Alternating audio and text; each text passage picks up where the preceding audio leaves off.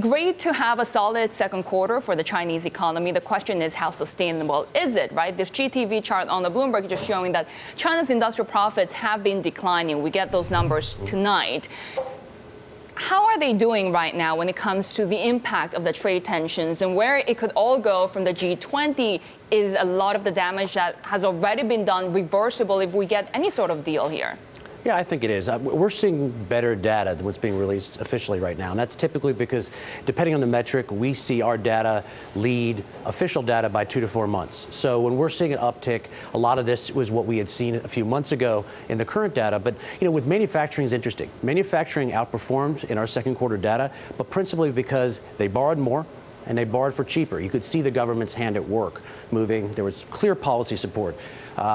Retail also outperformed, and you saw hiring actually do quite well. And that's important because if the U.S. is really claiming that they're hitting China hard where it hurts, you'd see a reaction in the jobs market. You're not seeing that at all. You're seeing it go the other direction. So, there is some pain there, and there is a lot of pressure there. But at this point, China's economy is doing well, and it's able to hold its own against Trump for now.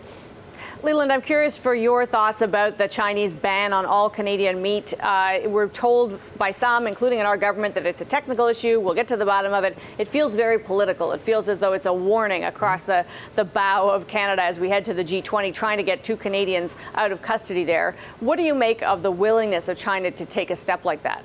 Yeah, it is a technical issue. It's called Huawei disease. And I think that until you see the former CFO released through some combination of U.S., China, Canadian negotiations, which involve 2 Canadians as well being held by China, then you're going to see continued moves by China against Canada. It's an easier target, the United States. And so this is going to get even more tangled until I think President Trump will be the one who has to unravel this one way or another. But this is clearly a political move. Yeah, talking about that and the Huawei effect, we just had a report from the Washington Post that perhaps 3 of the biggest Chinese banks could be entangled in an investigation on North Korea sanctions. Now, officials haven't confirmed this. The banks deny that that's happening, but we saw this huge plunge in their stocks. So what is this telling you about the nervousness around potentially financial companies now being caught in the middle? Well, they should be nervous. The reason you're hearing whispers and you're not seeing moves is that nobody wants to muddy the water before Osaka. And they don't want to muddy the water if it looks like the environment will be improved after Osaka and there'll be a runway to a trade deal. So China's getting its ammunition ready. The U.S. is getting its ammunition ready. There are whispers of the repercussions that'll happen if the other side doesn't do what it wants, and that's where we're moving towards.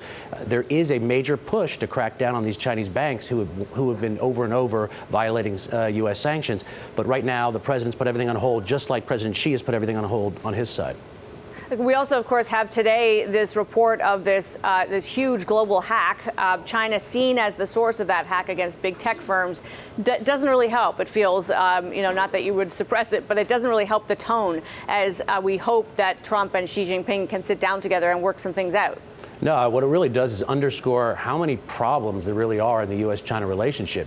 Now, you can get to a trade deal in a matter of months, but that's not going to lessen tensions between the 2 economies. You're still going to have a big issue over 5G and technology more generally. You're going to have an issue in the South China Sea. You're going to have an issue over Taiwan arms sales. You're going to have an issue over cybersecurity. So none of these issues are going to go away no matter what happens on the trade side.